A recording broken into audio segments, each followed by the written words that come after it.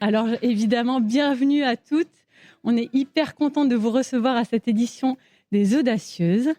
Merci pour votre confiance, merci de nous accorder ce déj inspirant et surtout, merci à notre invitée du jour, Kenza. Merci à vous pour l'invitation, je suis trop contente d'être là.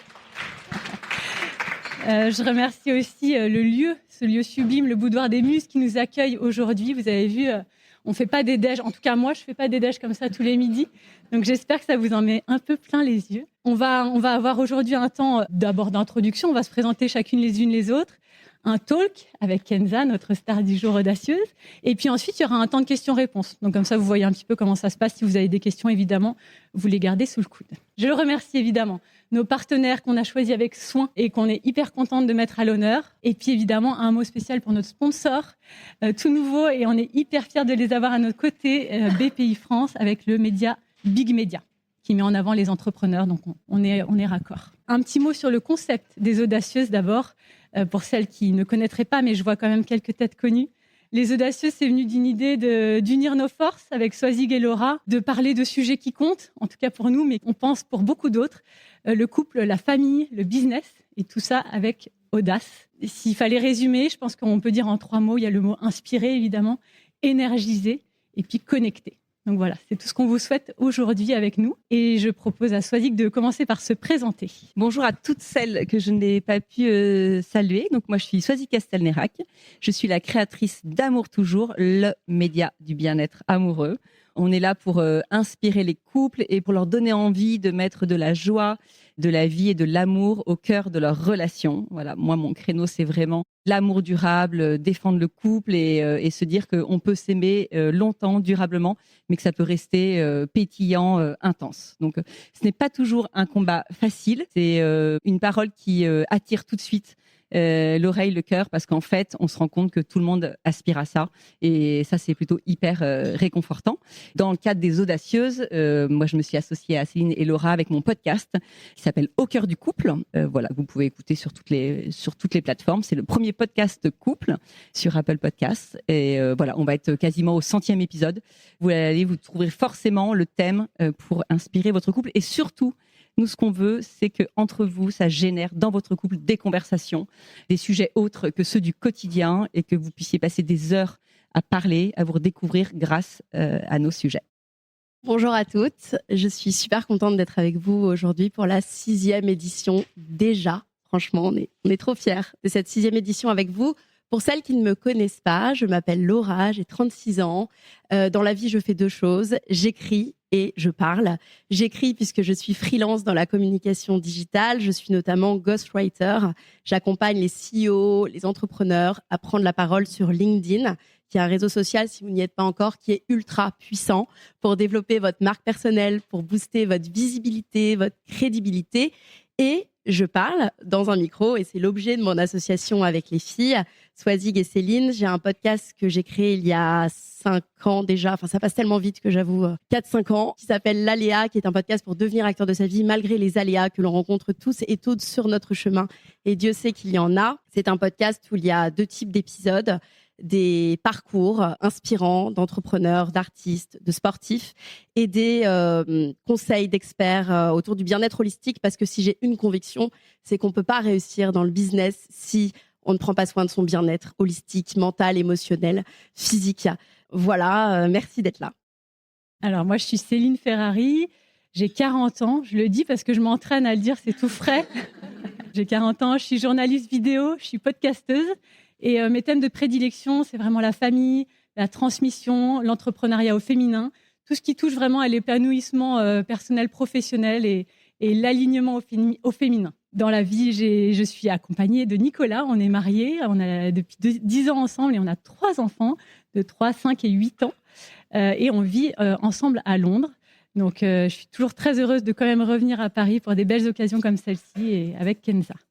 Et je vais laisser la parole maintenant à Estelle Basto, qui est l'éditrice chez Big Media pour BPI France. Et je vais te laisser présenter Big Media à toutes ces femmes. Bonjour à tous. Déjà, je suis hyper contente d'être là parce que c'est vrai que pour nous, c'est la première fois qu'on s'associe à un événement avec autant d'envergure et de se dire que voilà, on va justement être au plus proche de vous. Généralement, on s'associe à nos événements propres et là, c'est vrai que c'était presque une évidence de s'associer aux Audacieuses pour justement voilà, soutenir l'entrepreneuriat très brièvement. Donc, j'ai commencé par valoriser, mais surtout dire que nous, on est Big Media. On est le média des entrepreneurs de BPI France.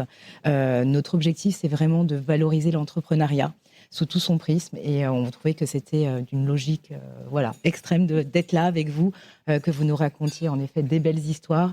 Et l'idée, c'est qu'on les mette en avant. Donc, c'est un média qui est en pleine expansion aujourd'hui.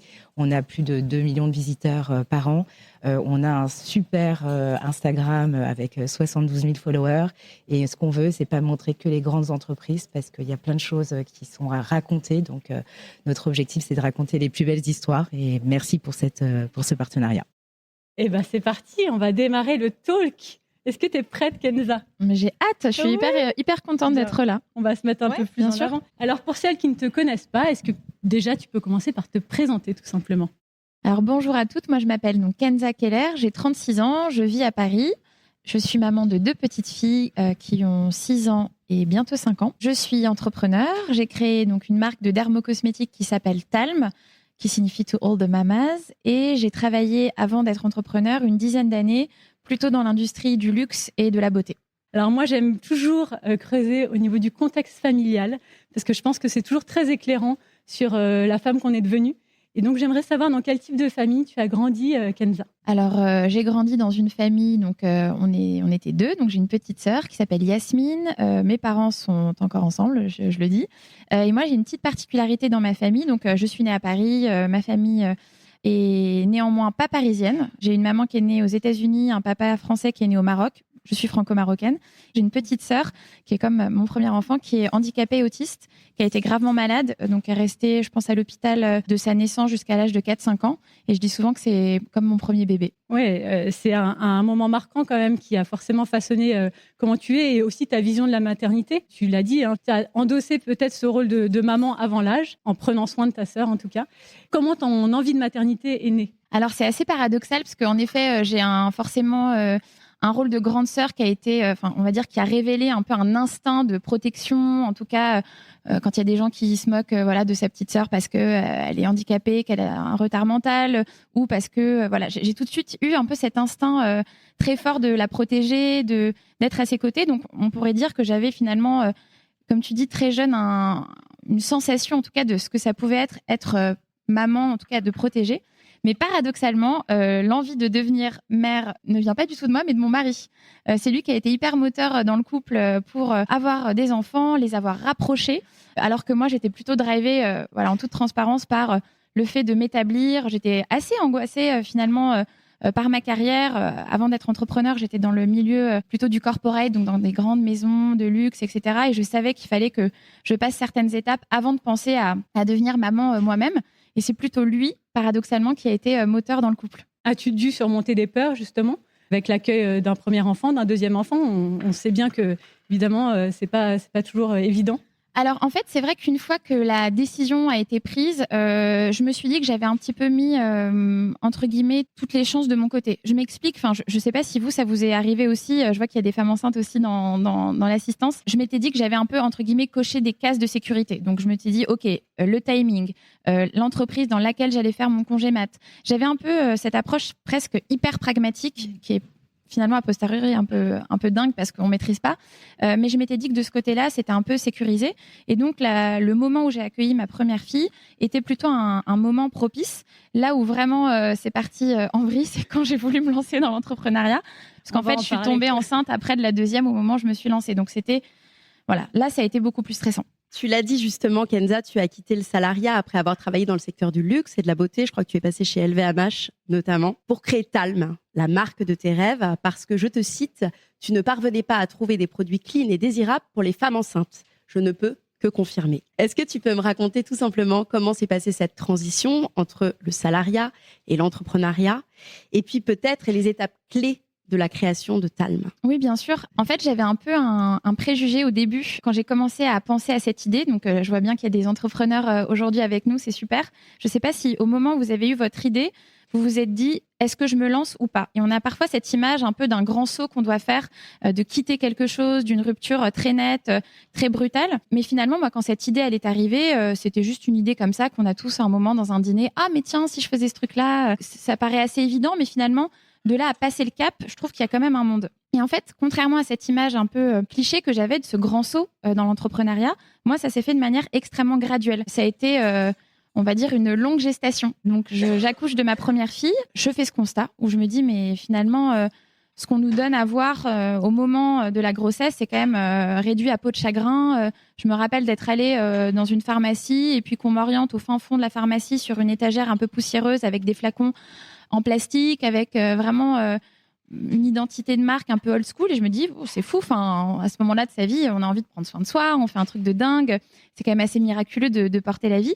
Et je trouvais que c'était pas top, honnêtement. De ce moment-là au moment où finalement je lance les produits, se passent quand même plusieurs années. Et donc les étapes, finalement, pour moi, ça a été un peu séquentiel. Il y a eu un peu la première période où je me dis, cette idée, en fait, est la bonne et ça devient une idée qui est tellement importante pour moi que j'envisage de la concrétiser. La deuxième étape, ça a été le moment où je parle à la boîte dans laquelle j'étais. J'étais directrice marketing pour une maison de parfum, où je leur dis, en fait, voilà, je pense que c'est ce que j'ai envie de faire et je voudrais partir. Est-ce que vous pouvez m'aider, s'il vous plaît, à faire un truc chouette pour que je puisse le faire dans des bonnes conditions? Deuxième étape, donc je reste environ 6 mois pour assurer une transition.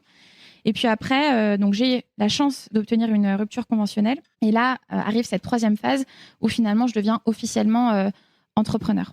Ça s'est un peu fait comme ça. Donc, il y a une sorte de gradation. Tout simplement, je suis aussi là pour vous parler de manière très transparente. J'avais une aversion au risque qui était très, très forte. Je pense que quand on est maman, quand on quitte aussi quelque chose de rassurant, hein, le milieu du corporate avec un certain confort financier que j'avais durement acquis. Ça fait peur. On se demande si ça va marcher. Je me rappelle aussi des gens autour de moi qui me regardaient avec pas de la condescendance forcément, mais la pauvre, elle a ses hormones de grossesse, quoi. Ouais. Voilà. Donc c'est pas facile de sonder l'entourage, de se dire est-ce on a raison de faire ça. Je me rappelle de mes parents terrorisés en disant mais pourquoi tout ça? Et c'est vrai que même moi, je me disais, mais pourquoi tu peux pas rester tranquillement là où t'es? Et c'était plus fort que moi. C'était plus fort que toi et tu as répondu clairement à un besoin. Il y avait une part de marché qui n'était pas prise à ce moment-là. Et justement, pour celles qui nous écoutent et qui pourraient être inspirées par ta boîte, qui a quand même été rapidement incontournable pour toutes les jeunes mamans, j'ai envie que tu me parles peut-être des forces, de tes facteurs clés de succès qui en ont fait, tout de suite une incontournable. Enfin, moi, je suis cliente depuis que je connais les produits personnellement. Donc, Alors, ça me fait plaisir que tu le dises, mais je voudrais aussi vous rassurer parce que là, on est les personnes qui nous écoutent et vous toutes qui êtes devant nous aujourd'hui. C'est pas forcément évident quand on le vit de l'intérieur. Ouais. Je pense qu'il y a aussi un regard extérieur qui est évidemment très valorisant et je te remercie aussi de parler de Talm en ces termes. Mais finalement, au moment où je me lance en septembre 2021, le Covid est passé. Moi, j'ai 1 an de retard dans les pattes au moment du lancement parce que les usines s'arrêtent, que les lignes de prod sont consacrées au gel hydroalcoolique, que les partenaires, ils ont autre chose à faire que potentiellement d'accompagner une jeune marque je suis solo fondatrice, j'ai pas d'équipe, j'ai pas d'argent. Bon, en fait, la réalité est tout autre. Et quand je lance en septembre 2021, au début, c'est en gros que mes amis et ma famille et les amis de mes amis qui achètent. Voilà, au début, c'est ça. Mais tu as raison, en effet, il y a un concours de circonstances qui fait qu'au moment où je me lance, il y a cette étincelle qui prend et très vite, ça grandit et ça grandit bien. Donc ça, c'est vrai que c'est chouette.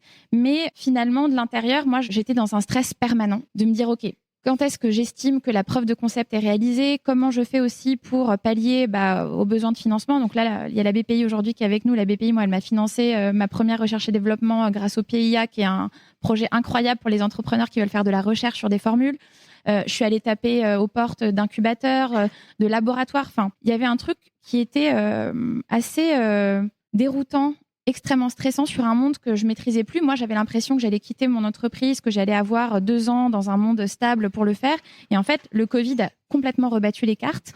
En fait, j'ai envie de dire qu'aujourd'hui, quand je regarde 3-4 ans derrière, je me dis oui, en effet, il y a du chemin qui a été parcouru.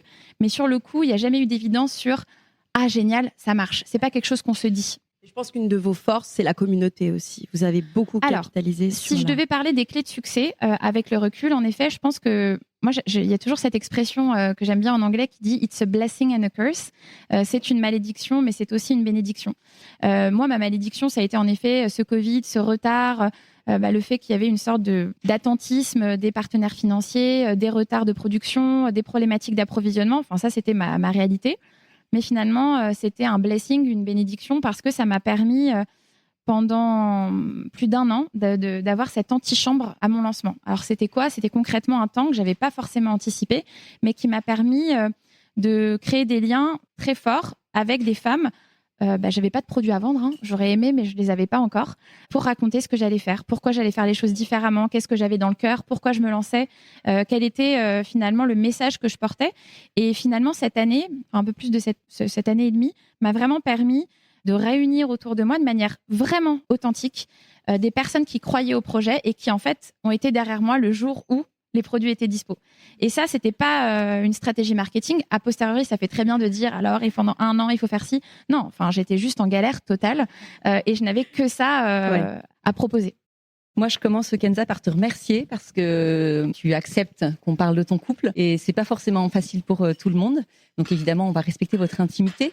Mais moi, j'aime bien comprendre le rôle qu'a pu jouer le couple dans cette aventure entrepreneuriale. Est-ce que tu peux déjà, pour commencer, en quelques mots, nous présenter ton homme, ton couple, un petit peu votre histoire, votre rencontre ? Alors juste, disclaimer, je l'ai appelé juste avant de venir vous voir aujourd'hui pour bien qu'on s'aligne sur ce que j'avais le droit de dire ou pas. Et il est carrément on board. Il m'a juste dit, non, mais je veux pas qu'on passe pour des gens donneurs de leçons, etc. Donc, tu leur dis bien que c'est subjectif. Oui, Édouard, ne t'inquiète pas. Je vais essayer d'être la plus transparente possible. Donc, mon mari s'appelle Édouard. Je l'ai rencontré pendant mes études. Donc, c'est le papa de mes 2 petites filles. Enfin voilà, on est un vieux couple. Voilà, on peut se le dire. Ça va faire 15 ans qu'on est ensemble. On fêtera nos 10 ans de mariage l'année prochaine. Et c'est un vrai soutien, c'est un vrai partenaire dans mon aventure entrepreneuriale. Entre donc 2018, tu as l'idée, 2021, tu lances. Dans cette phase de préparation, quel a été son rôle, lui ? Alors, je dirais entre le punching ball et le soutien. C'est vrai que parfois, j'ai l'impression qu'il est un peu aux premières loges de... Je sais pas, vous avez sûrement entendu déjà cette expression du roller coaster de l'entrepreneuriat. C'est vraiment des hauts, des bas. J'ai l'impression que ça se lisse avec l'expérience et que le cuir se renforce. Mais c'est vrai que j'avais un peu l'impression de passer par des grands hauts et des très, très, très bas. Et c'est vrai que lui, il a été aux premières loges de tout ça. Donc parfois, c'était pas facile parce que faut se remettre un peu dans l'ambiance 2020. Donc, moi, je suis enceinte, puis après, en postpartum. Je lance mon entreprise. Je suis évidemment hyper stressée. Et surtout, on est enfermé. Et donc, en fait, ce temps que je peux pas passer à être dehors ou à voir d'autres personnes, finalement, lui, c'est mon seul interlocuteur humain. Donc, évidemment, j'ai des interlocuteurs en visio. Mais lui, c'est mon seul interlocuteur humain adulte avec qui je peux échanger. Et donc, finalement, lui, il se prend toute cette vague de stress, quoi, en première ligne. Ouais. Et tu l'as découvert différent. Est-ce que tu t'attendais à la façon dont il va être avec toi, agir ? Parce que quand même, pour le coup, vous avez un peu poussé votre couple sur ses limites. Enfin, en rentrant comme ça dans cette aventure qui n'était pas envisagée au départ, vous n'aviez pas pu planifier. Déjà, moi, c'est la première fois que je parle de mon couple, alors que ce soit avec quelqu'un. Enfin, c'est vrai que même avec mes amis, finalement, je me rends compte que c'est pas un sujet que j'aborde. Donc, je manque peut-être de recul. Mais finalement, quand je repense à cette période, et même quand on a préparé cette interview, je me suis dit qu'on n'était pas un couple. En fait, j'avais un peu l'impression qu'on était au front. Il y avait un peu un truc déjà de Covid, d'ultra inquiétude. Oui. On avait 2 enfants en bas âge. Moi, mes filles, elles ont 1 an et demi d'écart. Donc, en fait, on était un peu... moi, j'étais avec mon nouveau-né et puis lui, il était avec ma grande. Enfin, il y avait un truc de 1 parent, 1 enfant. Et finalement, je dirais pas qu'on était... Enfin, évidemment qu'on a été toujours un couple, mais si tu veux, c'est comme s'il y avait des jauges et la jauge couple, elle était au plus bas. On était partenaires, on était parents, mais je dirais pas qu'on était vraiment... c'est pas... Enfin, évidemment que oui, mais en tout cas, c'est pas l'aspérité... Vous étiez amants, mais il n'y avait pas cette... en fait, peut-être moins cette vie de couple qui était présente. On était en a mission, quoi. Il fallait que voilà, les filles, très bien, est-ce qu'on a tout, et puis on va gérer, et puis comment on va faire pour s'organiser pour nos boulots respectifs. Enfin, c'était un peu un truc très pragmatique, de survie. On dormait pas beaucoup du tout. C'était rude. Franchement, c'était difficile. Et il y a un moment où vous vous êtes rendu compte de ça, en me disant tous les deux, en fait, on a un peu oublié notre couple, c'est le dernier servi, ça nous manque et il faut qu'on fasse différemment, ou ça s'est fait finalement naturellement, une fois que Talm est sorti, que les produits étaient là et que tout déroulait bien? C'est marrant parce que, en fait, je compare avec mes amies qui parfois, elles vont organiser des petits moments, elles ont un petit rituel. Par exemple, le jeudi soir, j'ai une copine qui va tous les jeudis va faire un date avec son mec, etc. Nous, on n'est pas du tout comme ça. C'est difficile après d'en tirer des recos ou des trucs qui ont marché, mais je crois qu'on s'est surtout, on s'est vraiment laissé faire par la vague, quoi. Genre, on s'est pris la vague, mais on savait finalement, je pense que c'est une forme de résilience, que de toute façon, quand on allait mieux dormir, quand on serait un peu moins dans ces étapes de survie professionnelle et parentale, que ça allait passer. Ça s'est fait de manière, encore une fois, très graduelle. On n'est pas des grands décideurs avec des grandes ruptures. Finalement, les enfants ont grandi, la situation s'est aussi calmée.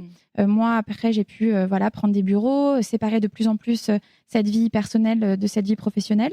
Je crois qu'on arrive dans la routine, dans des choses finalement très répétitives et quotidiennes, à trouver de la joie et à rigoler de ces situations-là. Mais finalement, il n'y avait pas de... On a toujours priorisé notre rôle d'équipe plutôt que de couple. Ouais. Mais faire équipe, c'est faire couple, en fait. Donc, tu vois, exactement, bien sûr. Oui. Et aujourd'hui, concrètement, le rôle d'Édouard, à tes côtés, dans ton entreprise, est-ce qu'il te donne des conseils? Est-ce que tu lui demandes? Est-ce qu'il va gérer, par exemple, une partie du business? Tu vois, parce pas que du tout. Tu es entrepreneur aussi. Donc, oui, mais alors pas du tout. Non. Alors vraiment, pour le coup, sur le côté business, j'ai vraiment aujourd'hui des personnes en interne, et je pense principalement à mon bras droit, Emmanuel, qui est vraiment pour moi mon sparring partner, avec qui je vais vraiment discuter business. Édouard, ça va être plutôt sur la partie émotionnelle. Parfois, on encaisse des trucs qui sont violents quand on est entrepreneur. D'ailleurs, je suis hyper contente d'être là aujourd'hui devant vous pour en parler, parce que j'ai l'impression que sur les réseaux sociaux, il faudrait qu'on parle plus de ça. Et je ne sais pas comment le faire. Donc, d'ailleurs, si vous avez des recos, je sais qu'il y a certaines femmes qui arrivent à se filmer en pleurant. Moi, c'est vrai que parfois, je pleure, mais j'arrive pas à me filmer quand je pleure. Mais comment on fait pour vous montrer aussi que parfois, c'est ultra violent. Et donc, c'est vrai qu'il a ce rôle-là aussi où j'arrive un peu à lâcher, à dire que je suis fatiguée, que c'est difficile de pas pouvoir couper, c'est difficile de pas pouvoir partir en vacances en disant « vacances, j'oublie tout, hop, on ferme le laptop ». C'est merveilleux aussi, mais comment on fait pour parler plus de cette partie-là? Et je pense que lui, il a vraiment ce rôle-là à mes côtés, et je sens aussi qu'il est très fier. C'est un projet de famille. Je me rappelle au début où je faisais mes lives, on en reparlait d'ailleurs hier, c'était marrant, pendant le confinement, il y avait 4 personnes, dont 3 potes. Et puis lui, il était là à me regarder dire « mais bon, qu'est-ce que tu fais? Mais je suis là, allez, vas-y ». C'est rigolo, quoi. Meilleur soutien. Et donc franchement, ne serait-ce que d'avoir la reconnaissance. Je suis passée d'un environnement corporate où j'ai eu de la chance, j'ai eu des boss hyper sympas qui me disaient « c'est bien Kenza, super, bravo ». Mais moi, maintenant, il n'y a plus personne qui me dit bravo. Et lui, il me dit bravo parfois. Et ça me fait du bien. Quand même. Ouais, non, mais mes clientes, c'est des amours, évidemment. Mais effectivement, tu vois ce que je veux dire? C'est hyper précieux. Donc ça me fait plaisir aussi et surtout de pouvoir craquer, de pouvoir se dire que parfois, on est fatigué, quoi. Il sera là pour te soutenir, pour t'écouter, Merci Kenza. Alors Kenza, tu l'as dit, tu as 2 petites filles de bientôt 5 et 6 ans et demi. Et tu m'as dit que dans ta famille, vous étiez des badass. Ouais. Alors qu'est-ce que ça veut dire et comment concrètement vous faites pour les éduquer un peu avec cette philosophie? Quand on préparait l'interview, je disais en effet que les femmes de ma famille, c'est des femmes fortes, qu'elles étaient vraiment... vous imaginez pour ma mère ce que ça a été de vivre l'hospitalisation de ma sœur. Elle est tout le temps restée debout, elle s'est battue, elle bossait en même temps. C'est vrai que j'ai beaucoup de rôles modèles dans ma famille de femmes hyper fortes. Et on en parlait, c'est vrai que forcément, en ce moment, on se pose la question de ce que c'est d'élever des filles dans la société dans laquelle on est. Alors, ça se pose aussi quand on a des petits garçons, mais moi, j'ai des filles. Donc, je me suis posé la question pour l'éducation de mes filles. Et donc, récemment, je me disais que j'avais vraiment envie de leur donner... en tout cas de leur transmettre le plus possible des outils pour être fière d'elles. Parfois, j'ai l'impression de manquer de confiance. On parle souvent du syndrome de l'imposteur pour les femmes. J'ai l'impression qu'on s'excuse parfois un peu trop d'être qui on est, alors qu'à compétences égales, je trouve que parfois on est meilleur. Et donc, je me suis interrogée sur comment on fait pour arrêter le problème de confiance en soi, parce que même si les femmes qui m'entourent sont des badass dans ma famille, elles ont toujours douté de leur force, alors que moi, je les regardais avec ce regard justement d'admiration. C'est des trucs bêtes, mais j'essaye d'être un exemple pour elles. Donc, parfois, je culpabilise quand je vais bosser le week-end, ou quand je fais des nocturnes, ou quand je peux pas... forcément, être présente tous les jours. Il y a des soirs où je vais pas les coucher et c'est mon mari qui va le faire. Je me dis, ça, je leur montre aussi que je fais un métier que j'aime, qui me porte, où je m'épanouis. Bon, je les ai inscrites au karaté aussi. Je trouve ça hyper cool quand elles mettent des petits kicks comme ça et qu'elles assument aussi leur corps, qu'elles puissent s'exprimer. Mais c'est vraiment du work in progress. J'essaye aussi, voilà, de faire comme je peux et surtout de leur transmettre, en tout cas, ce qui me paraît hyper important en termes de valeurs et de confiance en elles. J'aime beaucoup la notion de rituel. J'en parle beaucoup, moi aussi, dans mes podcasts.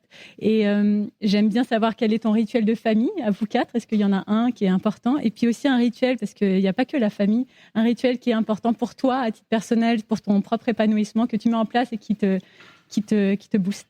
Alors, en famille, récemment, on s'est acheté une boule disco, genre un peu un stromboscope qu'on met dans notre salon. Et en fait, on danse tous les quatre dans le salon. Mais ça, on fait vraiment très souvent. Et c'est vraiment drôle parce que déjà, de danser avec ses enfants, moi, j'adorais faire la fête quand j'étais plus jeune. Je la fais moins maintenant. Donc, c'est rigolo d'avoir ces moments. Dans le salon avec eux. Dans le salon, voilà. Donc ça, c'est très, très chouette d'avoir ces moments où on lâche un peu tous les quatre. Et moi, mon nouveau rituel depuis plus d'1 an et demi maintenant, c'est de pédaler dans le noir tous les mardis à 13h15. Alors, j'étais vraiment pas du tout convaincue par le projet au début.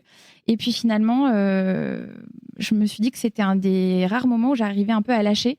La première fois que j'ai testé, je me suis mise à pleurer sur une chanson d'Adèle. Je me suis dit, oula, c'est intense. Il se passe des choses. Il se passe des choses très étranges. Ouais, c'est thérapeutique en fait parce que finalement, on est dans le noir, on voit pas ce qui se passe à gauche, ce qui se passe à droite. Moi, j'essayais d'aller au yoga, j'étais hyper complexée parce que j'arrivais pas à faire les trucs sur les bras. Chaque fois, je me comparais à la voisine, etc. Là, c'était vraiment un truc où j'étais dans ma bulle, la musique est à fond. Donc, il y avait aussi le côté festif que j'aimais bien.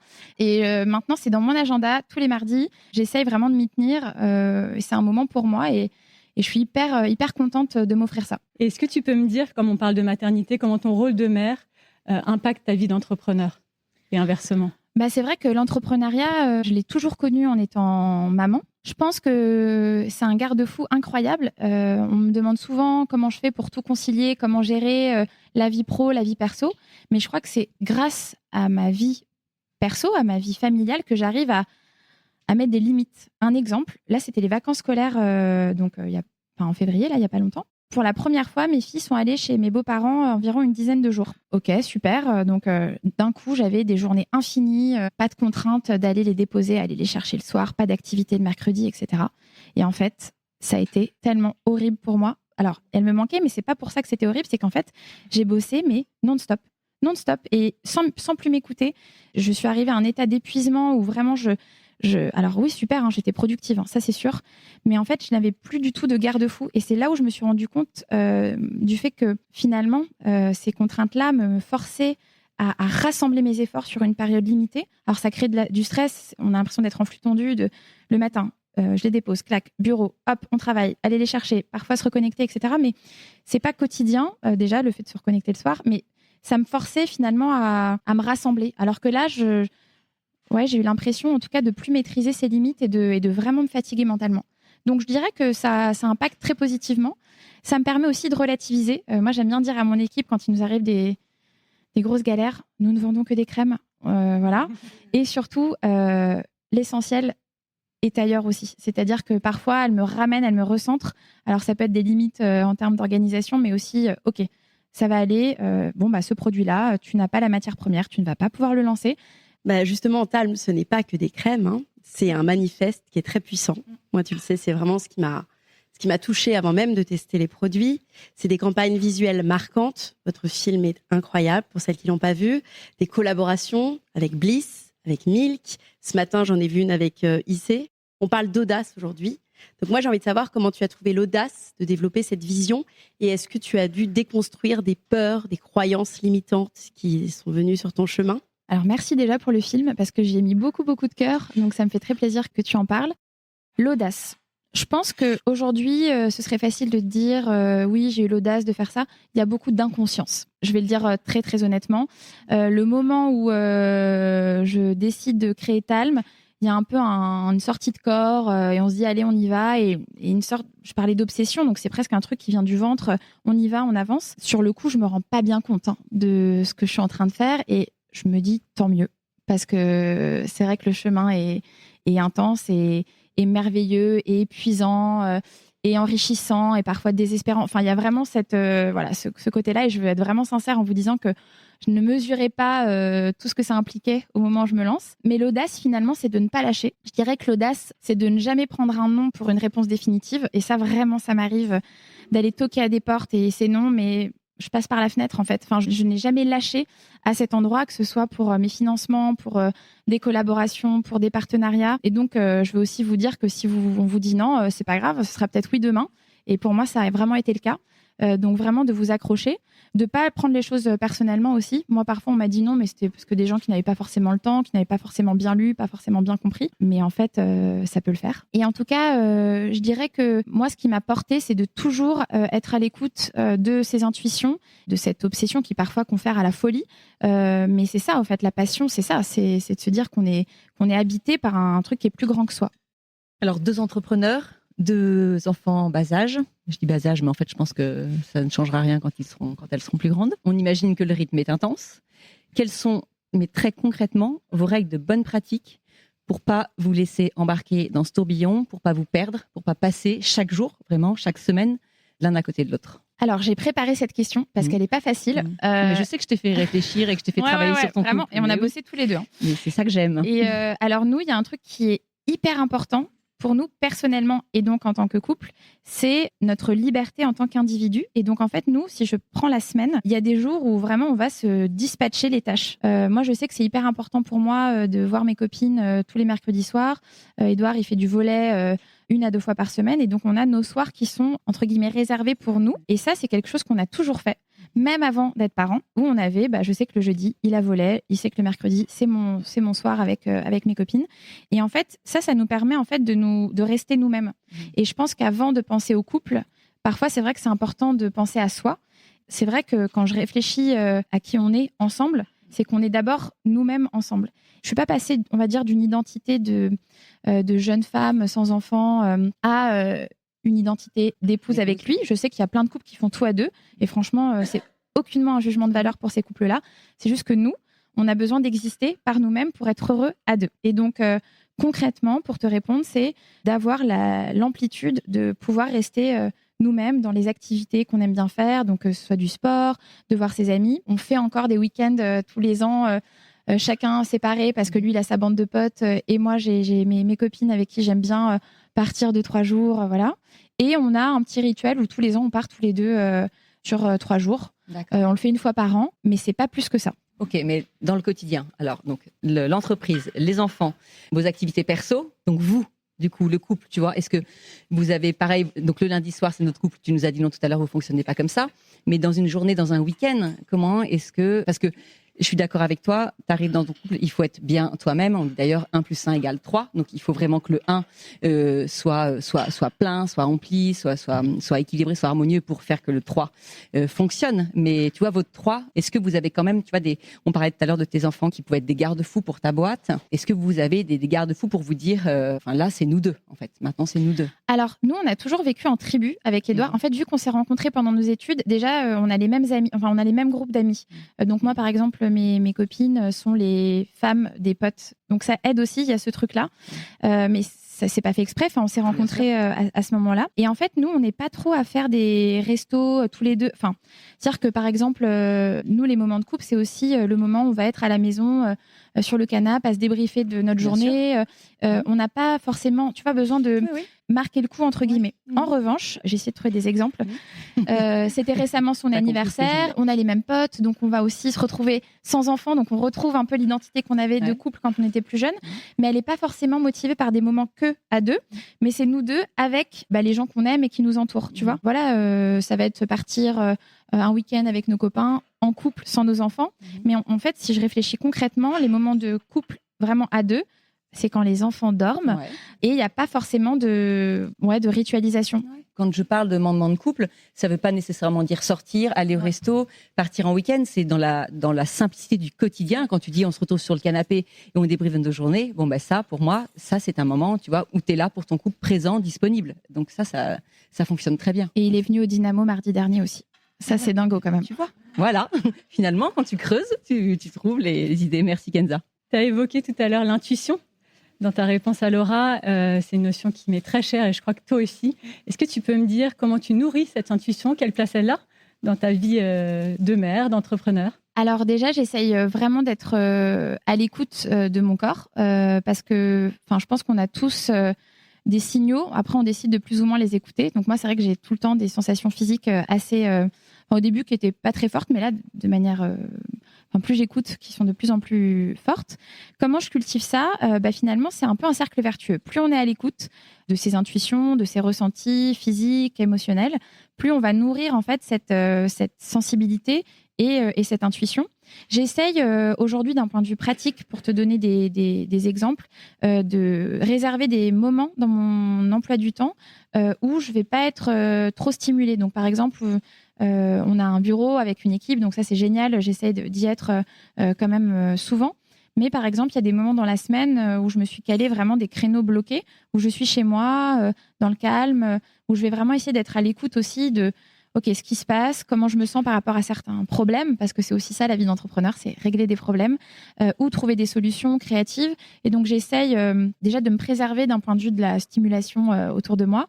Depuis... Donc là, c'est un état peut-être méditatif, ou en tout cas tu ne fais rien ou même pas? Ah non, je suis nulle en méditation. D'accord. C'est vraiment travailler. C'est juste arrêter. Déjà juste d'être au calme dans mon salon devant mon ordi.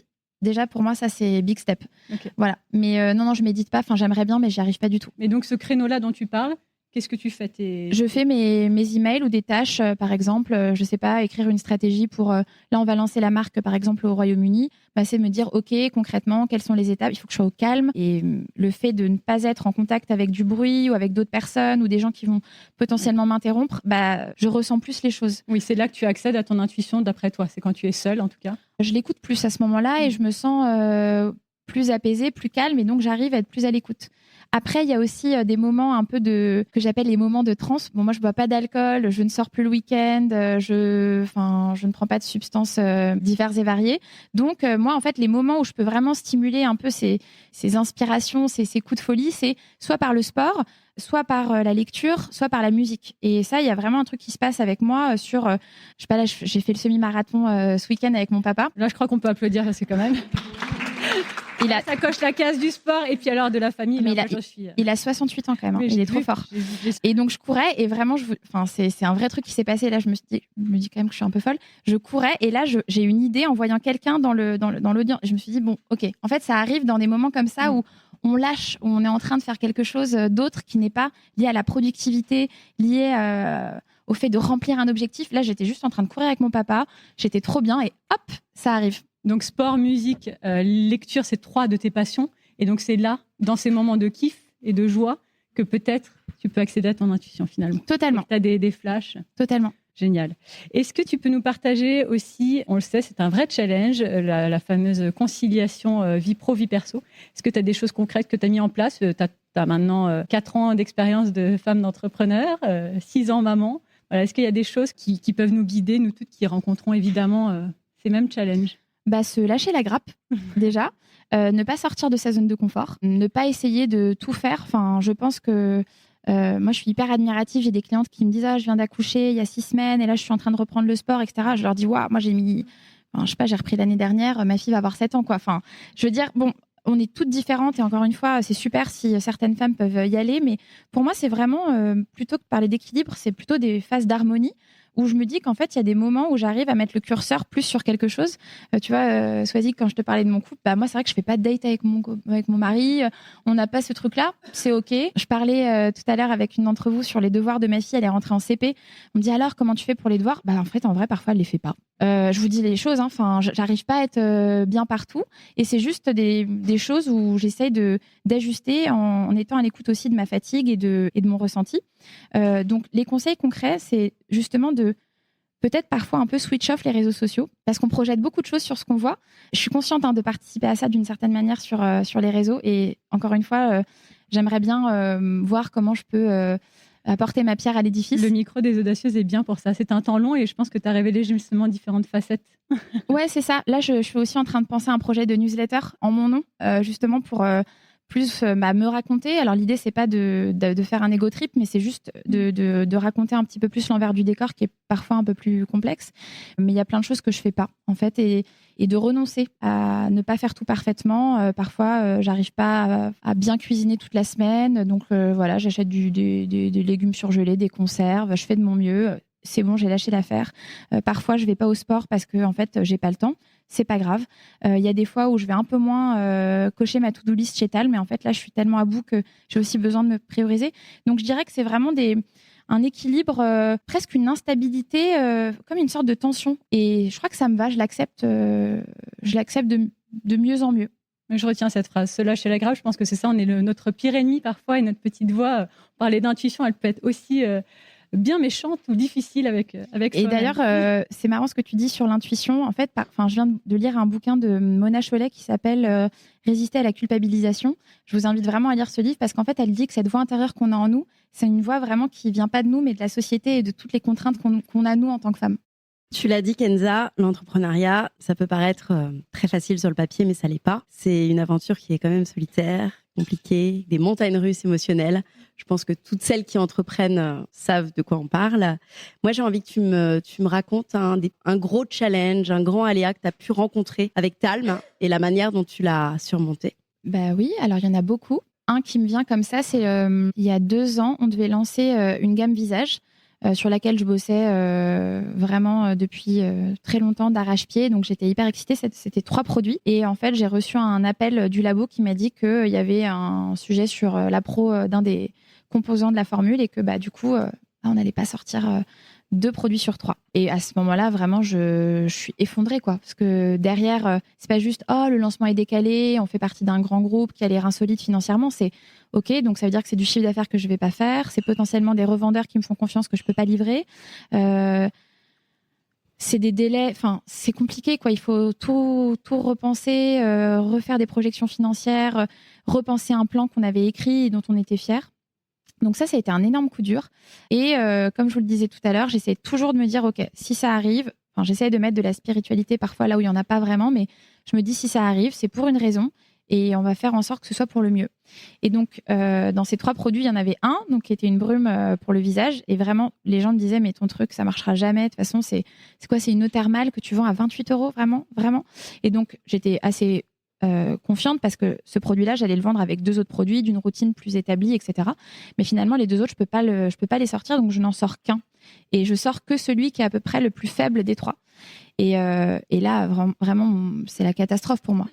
Et en fait, finalement, heureusement que ça s'est passé comme ça, parce que le fait d'avoir lancé ce produit seul, d'avoir mis tous mes moyens moteurs derrière, aujourd'hui, c'est un des produits qu'on vend le plus, qui est donc la Mega Water de Talm, qui est un soin perfecteur de peau, qui est en fait la seule solution à l'acide salicylique sur le marché, qui est compatible dès le premier jour de la grossesse et pendant l'allaitement, alors que l'acide salicylique, normalement, c'est mort. Et je me dis, ouais, avec le recul, en fait, c'est arrivé pour une raison. Mais tu vois, au moment où je vis la news, c'est dur. C'est hyper dur. J'imagine. Quels sont peut-être tes conseils pour rebondir face à l'inattendu? Alors, fermer son ordi et aller faire un tour. Franchement, on ferme le laptop, on va marcher, on va faire autre chose en fait, parce que quand on maîtrise pas, on maîtrise pas. Donc il faut juste accepter. Donc déjà encaisser le coup, encaisser le choc, pleurer, appeler quelqu'un, aller faire un tour. Et puis après, essayer de toujours voir le verre à moitié plein. Si vous le faites pas, personne ne le fera à votre place. Justement, les gens vont plutôt tendance à dire c'est une catastrophe et mon Dieu et comment. Et en fait, on a tellement de ressources en nous, on est tellement fortes, les femmes, vraiment. On a tellement de choses à exprimer. Et donc, dans ces moments-là, c'est encaisser, tempérer et après écrire un plan d'action. Parce que finalement, si ça arrive, c'est pour le bien. Et essayer de toujours favoriser la dimension positive et salvatrice des situations. It's a blessing and a curse. Donc oui, c'est chiant, on n'avait pas prévu. Et ben c'est comme ça. Vous dire aussi que ce que vous vivez, tout le monde le vit. Vraiment, même les gens hyper succès, vous les voyez sur Insta, c'est génial. Eux aussi, ils se prennent des droites-gauche tout le temps. Et sauf que on n'en parle pas trop. Et donc déjà de se dire que c'est pas un échec, c'est la vie. Et c'est dans ces moments-là qu'on éprouve sa force et sa résilience. Alors, Édouard et toi, vous êtes, tu nous l'as dit, ensemble depuis 15 ans. J'aimerais, pouvoir dire En fait, vous êtes un tout jeune couple. Mais aujourd'hui, je dis plutôt 15 ans. Félicitations, on est déjà sur de l'amour durable. Si tu me permets, je vais te poser une question qui n'était pas prévue et tu réponds si tu veux. Mais tu nous as dit en introduction, quand tu t'es présenté, tu as parlé de tes parents. Tu as précisé qu'ils étaient encore ensemble. Alors à la fois, je trouve ça fou, tu vois, de devoir le préciser comme si c'était presque quelque chose d'anormal, alors que finalement, ça devrait être. Et quelle image du couple est-ce que tu as reçue de tes parents et qui t'aide en fait aujourd'hui, qui impacte ta façon d'être en couple, toi? Ah, c'est une super question. Je me dis qu'en fait, alors déjà, je pense que la génération de nos parents, il y a un truc un peu aussi de génération tout simplement qui est peut-être pas pareil. Moi, je dis, ils sont encore ensemble, surtout parce qu'ils ont affronté des turbulences comme on en voit peu en tant que couple, hein, l'hospitalisation d'un enfant qui passe tout près de la mort plusieurs fois, la maladie, le handicap. Moi, j'en parle souvent avec ma maman, mais les associations de parents d'enfants handicapés, c'est que des mamans solo, il faut se le dire, où elles sont toutes seules à gérer des fratries qui parfois sont toutes handicapées, donc c'est la réalité. Moi, en tout cas, l'image que ça m'a donnée, c'est vraiment la dimension d'amour inconditionnel.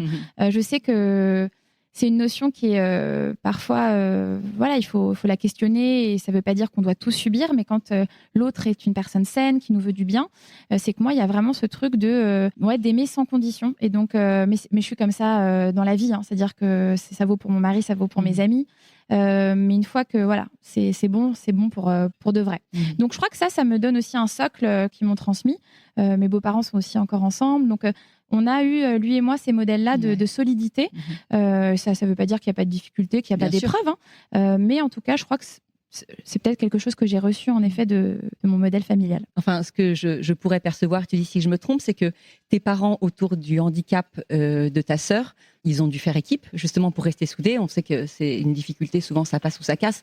Et les couples pour lesquels ça passe, c'est vraiment ceux qui ont fait équipe face à l'adversité, vraiment. Je trouve que c'est un peu ce que tu nous disais tout à l'heure. Tu vois, dans cette période de 2018-2021 avec Édouard, tu as dit on est allé au front. Et en fait, quand tu l'as dit, tu vois, j'ai tout de suite pensé à tes parents qui peut-être, notamment dans ces 4 ans où ta sœur a été hospitalisée, tu vois, ils se sont pas écoutés, ils y sont allés coûte que coûte. Il y avait quelque part une guerre à gagner. Ouais, c'est intéressant. Alors après, c'est vrai que je prends aussi des pincettes parce que moi, mon expérience, quand je dis on est allé au front, c'est vrai qu'on parlait d'entrepreneuriat, avec des enfants en pleine santé.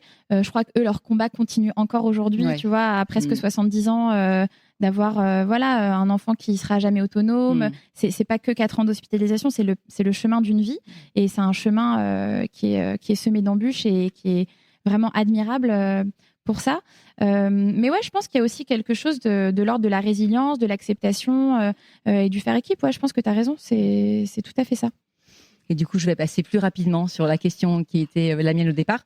C'est est-ce que tu pourrais nous donner une ou 2 clés de votre amour durable? On sait qu'il y a des clés qui sont assez basiques pour tous les couples, mais chaque couple façonne ses propres clés, c'est ce qui marche vraiment pour eux. Tu nous l'as dit tout à l'heure, une de vos clés, c'est de faire passer, en tout cas que le côté individuel ait sa place et que ce soit accepté par l'un et par l'autre.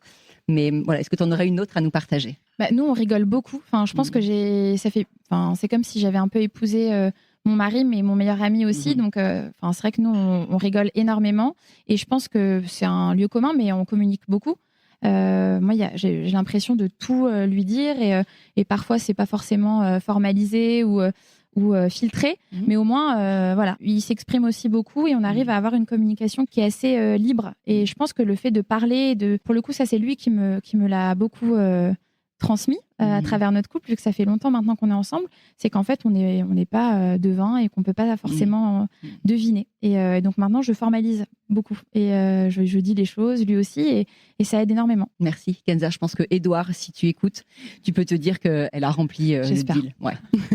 On arrive doucement vers la fin de cette interview, mais je voulais te laisser une dernière question avec le message peut-être principal que tu as envie de passer aux femmes qui sont là aujourd'hui et celles qui nous écouteront. Quand on a préparé l'interview, vraiment, je t'ai dit, est-ce qu'il y a quelque chose que tu as envie de mettre en avant du tac au tac? Tu m'as parlé de ce sujet de ne pas avoir une image trop lisse, trop parfaite, que tu contribuais peut-être toi aussi à ça à travers les réseaux, mais que voilà, c'était important pour toi d'apporter de la nuance. Donc je trouve que tu l'as très bien fait. Et est-ce qu'il y a un message aujourd'hui que tu as envie de passer? Moi, je voulais surtout profiter d'être devant vous toutes pour vous dire de croire en vous. Je ne sais pas si on vous le dit beaucoup. Je ne sais pas si vos conjoints vous le disent. Si vous avez ce message-là, moi, j'aimerais bien vous le dire, de croire en vous, que j'ai été aussi à votre place il y a quelques années. et surtout de ne pas se laisser abattre par ces mauvaises nouvelles, par ces déconvenus, par ces refus. Je trouve qu'aujourd'hui, il y a une énergie...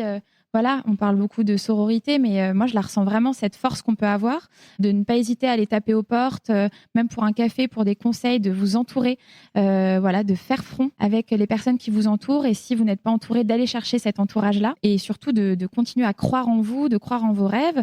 On en est capable. Et vraiment, je crois que la société a besoin de nous aussi pour rebattre les cartes, de dessiner aussi les contours des produits, des services qu'on veut consommer avec du sens, avec de l'éthique, avec du respect. Et moi, aujourd'hui, je suis fière de contribuer à ça.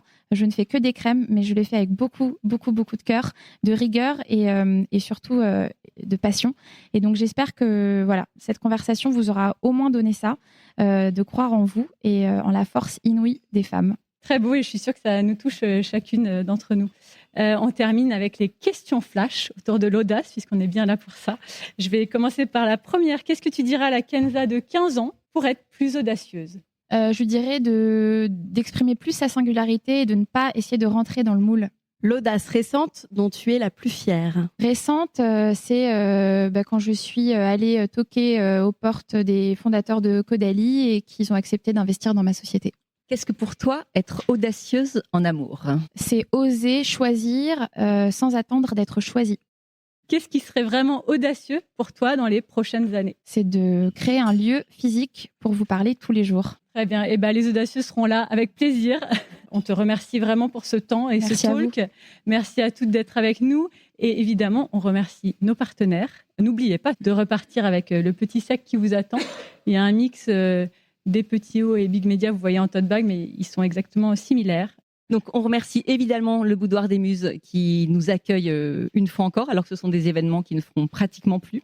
Donc, merci beaucoup. On remercie Plaque, le chocolat que vous pourrez déguster.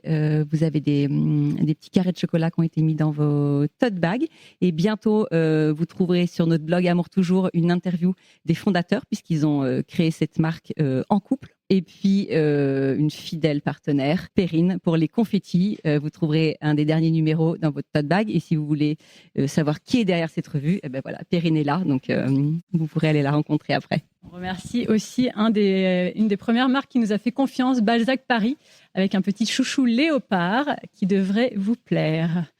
Et puis, évidemment, Talm. Talm, tu nous avais accompagnés déjà en partenaire l'année dernière. On avait en effet remis la brume. J'en suis fana depuis. Et là, aujourd'hui, je te laisse présenter d'ailleurs le produit que tu offres à toutes ces femmes. Oui, vous allez trouver la Méga Oil, qui est le produit culte chez Talm. Alors, il y a marqué grossesse et postpartum parce que je l'ai évidemment pensé pour la grossesse, le postpartum, l'allaitement. Mais par exemple, vous pouvez l'utiliser tous les jours en huile de soin repulpante. Si vous avez aussi la peau sèche à certains endroits, enfin, c'est vraiment un soin multifonction qui est génial au quotidien et qui est 100% d'origine naturelle, bio et fabriqué en France. Et vous avez aussi la marque Crème avec un K qui vous offre une crème collagène lissante notée 100% sur Yuka et qui se vend toutes les 5 minutes, qui est incroyable. Youge qui vous offre un cours de yoga dans leur magnifique studio infrarouge.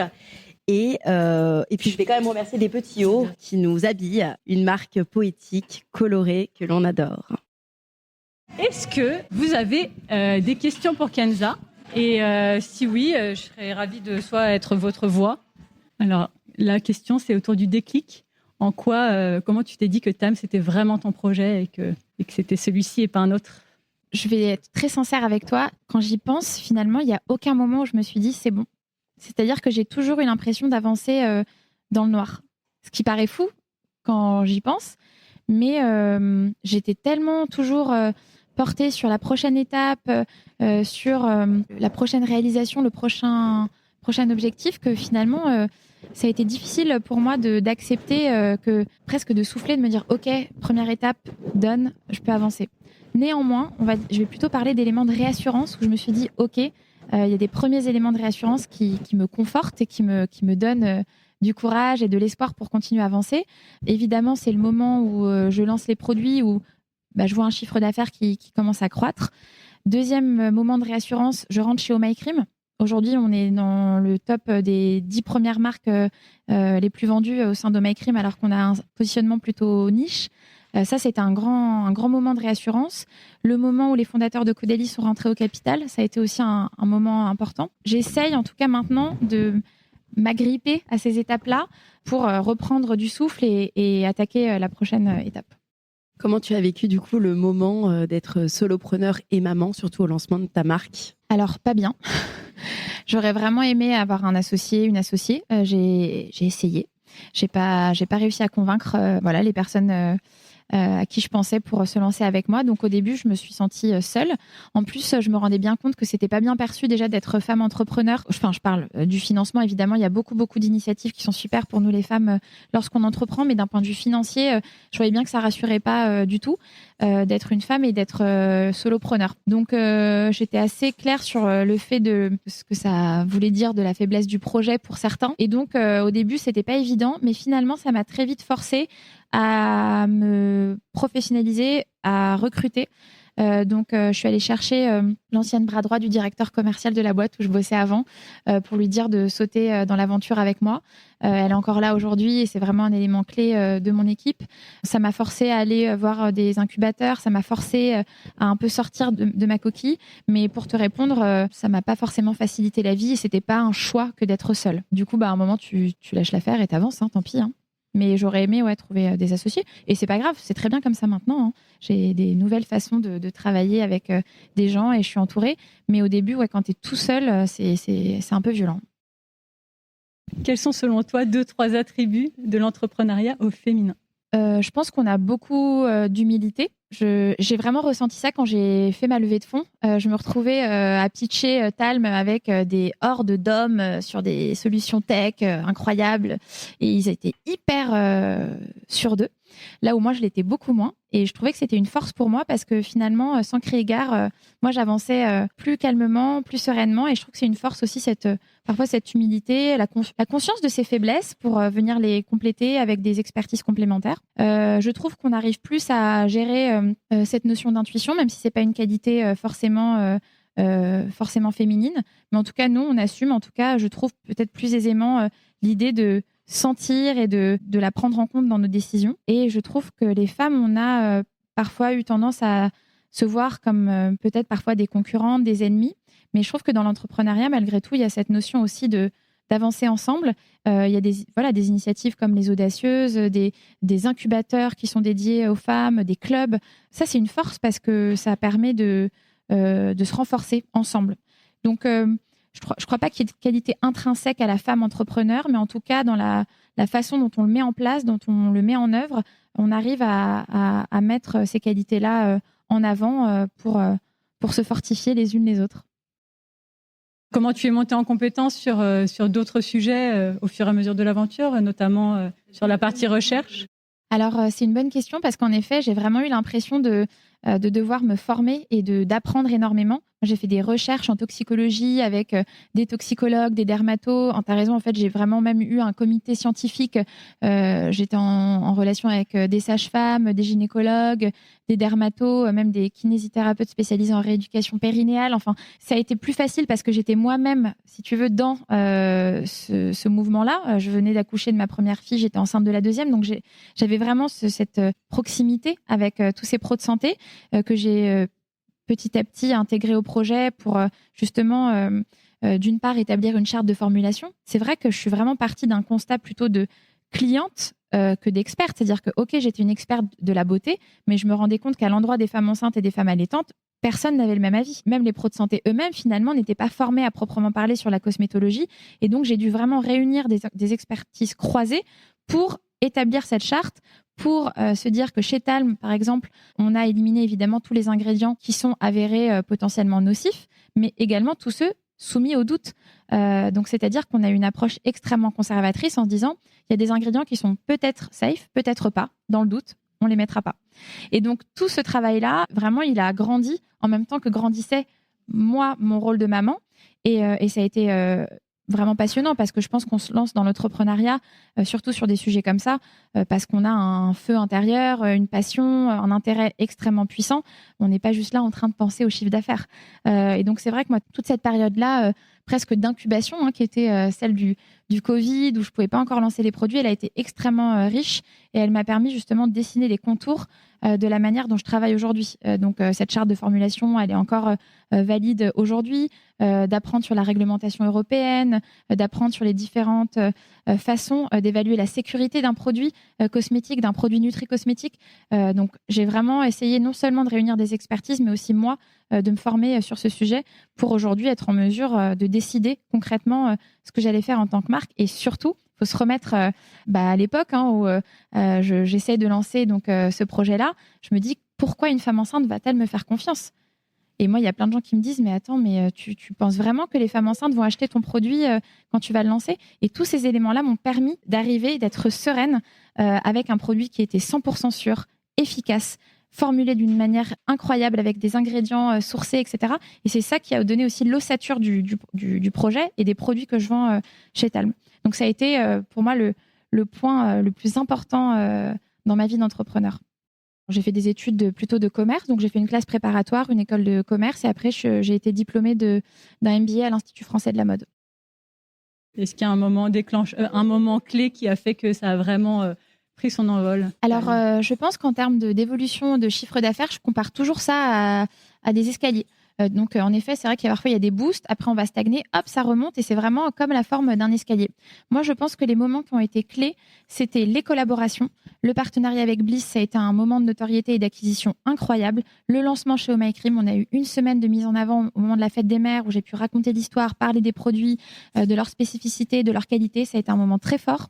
Les moments d'exposition médiatique, par exemple, de faire une télé. Là, par exemple, récemment, j'étais sur Europe 1, j'ai eu la chance de parler à une audience hyper large de mon parcours.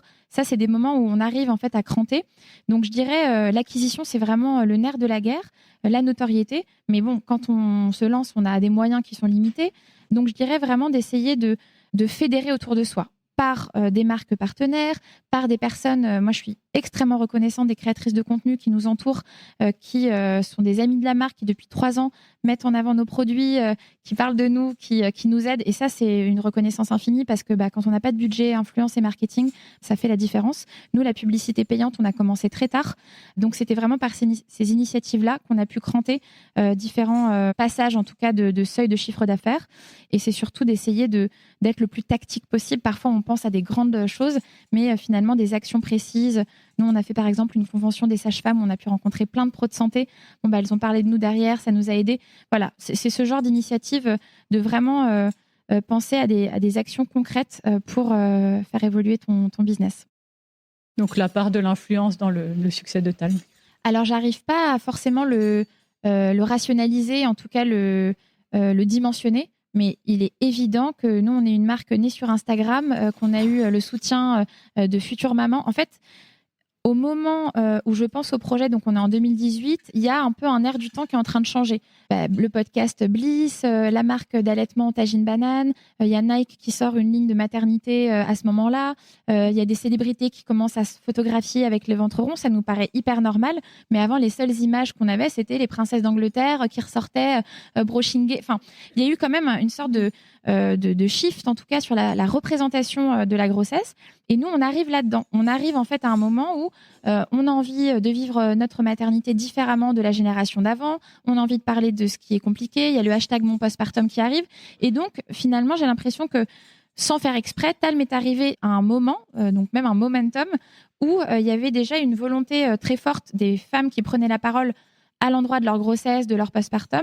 Et donc, on a pu s'inscrire dans ce nouveau mode de consommation. Et très vite, ça s'est fait de manière organique. À différents endroits, concrètement, pour te répondre, on a pu faire tester nos produits donner confiance aux femmes. Et donc, ces créatrices de contenu avaient envie de les utiliser.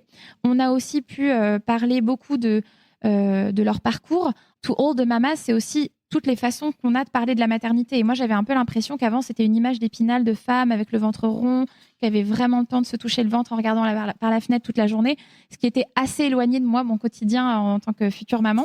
Et donc, très vite, j'ai voulu donner la parole aussi via des interviews, via des retours d'expérience. On invite aussi dans la marque toutes les femmes qui ont perdu leur bébé, qui rentrent de la maternité sans enfant. Ce sont des mamans Talm. Et donc, cette connexion très forte par le retour d'expérience, par le discours, a créé aussi une connexion forte à la marque. Alors là, je te l'explique a posteriori. Au moment où je le fais avec mon cœur, mes tripes, et j'ai pas forcément de stratégie. Et après, c'est des femmes qui sont restées aussi grâce à la qualité des produits. Je pense que ça, c'est le meilleur élément pour faire de l'influence, ou en tout cas pour avoir une stratégie marketing ou digitale qui tienne la route, c'est que les produits soient bons et qu'on a envie d'en parler après autour de soi. Et c'est comme ça qu'on a été soutenus aussi. C'est que la première vague d'acheteuses en a parlé à la cousine, à la collègue, à l'ami, et puis après, la boule de neige grossit. Et c'est ça qui nous a porté chance. Et on a toujours essayé de faire les choses avec respect, de toujours respecter les femmes qui nous soutenaient, de jamais demander quoi que ce soit en échange. Enfin, j'essaye de montrer ce respect-là parce que j'ai un profond respect aussi pour tout ce qu'elles nous ont apporté depuis la naissance de la marque. Et évidemment que notre histoire n'aurait pas été la même si elle n'avait pas été là. Donc merci à toutes celles qui nous ont soutenues. Laurine qui est là aussi, un grand merci parce qu'elle a beaucoup joué dans le développement de Talm. Merci. Merci beaucoup.